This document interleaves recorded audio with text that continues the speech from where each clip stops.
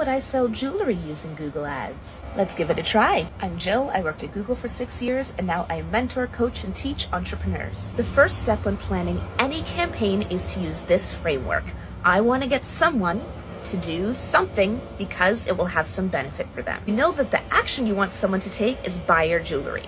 Okay, what we need to figure out is who is your target audience. If you just think anyone who wants to buy jewelry, probably too broad. Are you targeting, female Gen Z looking for something fashionable? Or are you targeting, an older demographic looking for luxury, diamonds and whatever? And then what's the value of your jewelry?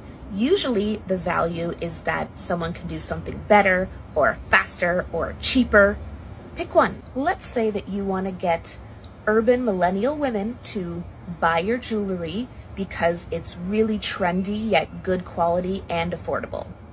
It's a lot of messages in one, but let's go with it. Now you can open up Keyword Planner in Google Ads to start doing your keyword research. What are some of the things that these urban millennial women might be searching for when they're looking for that kind of jewelry?